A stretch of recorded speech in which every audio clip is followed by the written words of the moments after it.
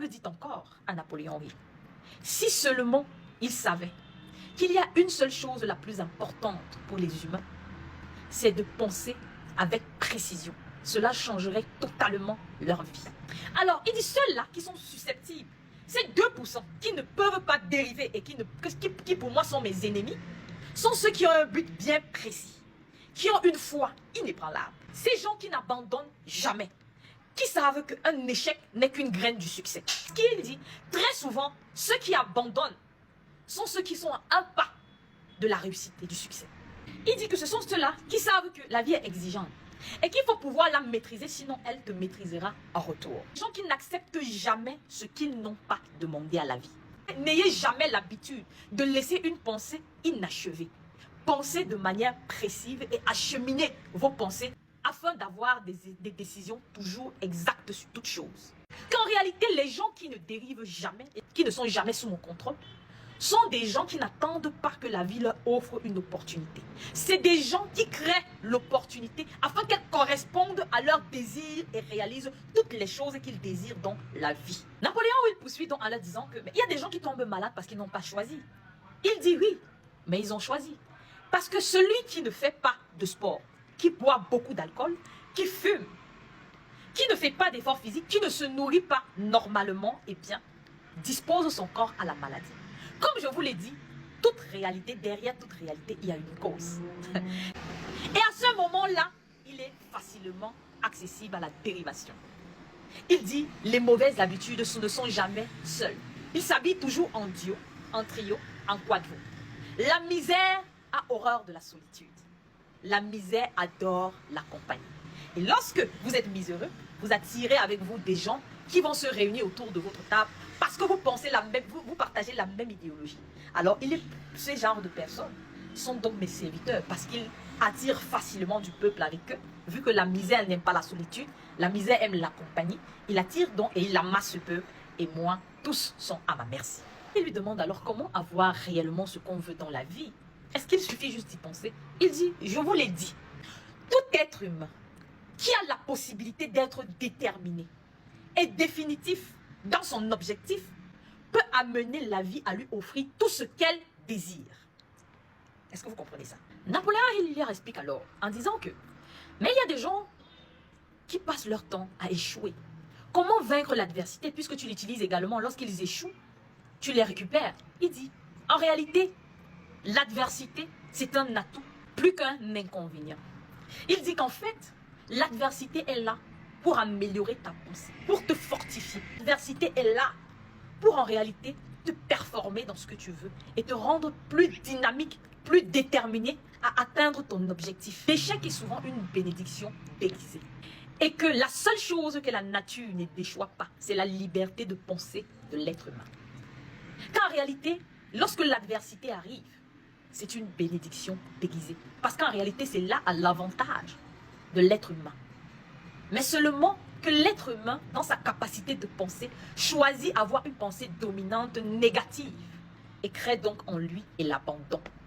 Le diable dit, l'échec n'est qu'un état d'esprit que l'individu peut maîtriser jusqu'à ce qu'il renonce d'exercer le privilège qui est le sien. Il dit qu'en fait, l'échec est là pour aider l'être humain à se libérer de la peur. Parce qu'il te montre que si tu as pu échouer là, pourquoi auras-tu peur encore d'avancer? C'est pour ça que certaines personnes qui réussissent dans la vie vont vous dire, on va vous dire, mais qu'est-ce qui te donne autant de force d'avancer? Il dit, parce que tout ce qui était censé le briser ne l'a pas fait. C'est pourquoi il dit que l'échec en réalité est là pour aider l'être humain et le libérer normalement de la peur. Oui. Léon, il lui demande alors, y a-t-il moyen quand même d'éviter l'échec? Puisque la peur de l'échec mène à dériver. Est-ce qu'il y a un moyen d'éviter l'adversité et l'échec? Diable dit alors, la vie n'offre aucune immunité contre l'adversité. Mais elle offre à tous le pouvoir de la pensée positive. Suffisant pour maîtriser toutes les circonstances adverses, les transformer en bienfaits. Le diable dit encore, pour ceux qui ne veulent pas dériver, il est très important de bien s'entourer. Chacun absorbe et récupère, consciemment ou non, les habitudes de ceux avec qui il est étroitement associé. Par exemple, son partenaire de vie, par exemple, sa famille, par exemple, ses amis. Et il dit encore que des connaissances temporaires ou des amis temporaires n'ont aucun impact sur votre façon de penser ou vos habitudes. Donc c'est toujours vous qui donnez l'occasion à des personnes de vous contaminer leurs pensées négatives. Et comme l'habitude, on l'a dit, il s'habille toujours en duo, en trio et en quadro.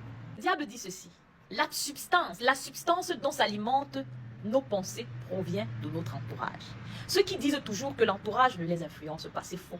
Consciemment ou non, parce que votre subconscient capte. Et donc la pensée se nourrit. Napoléon lui dit alors, la flatterie également est un de tes atouts. Mais tu ne me l'as pas dit. Il dit, la flatterie opère à travers deux faiblesses: la vanité et l'égotisme. La vanité pour la femme et l'égotisme pour l'homme. Napoléon dit, explique, je ne comprends pas bien. Ah, les êtres humains l'utilisent. La flatterie est le véritable appât que les hommes utilisent pour séduire les femmes. Et l'homme, c'est l'égotisme. On piège l'homme grâce à son appétit sexuel. Un appétit sexuel trop important mène les hommes à dériver vers l'échec plus que toute autre cause. Il dit, attention, mais l'émotion sexuelle est un excellent antidote contre toutes les peurs. L'émotion sexuelle est une vertu, pas un tort, lorsqu'elle est contrôlée et dirigée en vue d'obtenir des fins bien précises. Pour finir, il donne les 10 motivations et désirs qui permettent à tout un chacun de passer à l'acte. On a le désir sexuel et le désir de l'amour. On a le désir de la nourriture. On a le désir de s'exprimer spirituellement, physiquement et mentalement. On a le désir de se perpétuer. On a le désir de la richesse matérielle. On a le désir du pouvoir sur autrui, désir de connaissance, on a le désir d'imiter autrui, on a le désir de dépasser autrui. Et pour finir, le diable dit, vous devez savoir que la nature ne tolère pas l'inactivité ou le vide, de quelque nature que ce soit. Tout espace doit être retrouvé et rempli par quelque chose. Lorsque l'individu n'utilise pas son cerveau pour des pensées positives et créatives, la nature le remplit en obligeant le cerveau à traiter des pensées négatives. Et là, nous tirons à la fin. J'espère que ce résumé, je n'ai pas voulu le faire comme vraiment tout le monde. Parce que généralement, si vous partez sur YouTube, si vous partez même à l'intelligence artificielle, ChatGPT, vous allez vous rendre compte qu'en fait, les résumés, est-ce qu'on entend tous les jours? La résilience, l'inactivité et un but précis. En fait, ils généralisent. Tout est résumé vraiment. Mais moi, j'ai voulu que vous compreniez réellement la profondeur de ce livre. Et je vous exhorte à réellement lire ce livre parce que je n'ai pas dit tout. Ça va transformer complètement votre vie. J'ai fait un résumé des parties les plus importantes qui me semblaient être. Vous pouvez entrer et découvrir autre chose.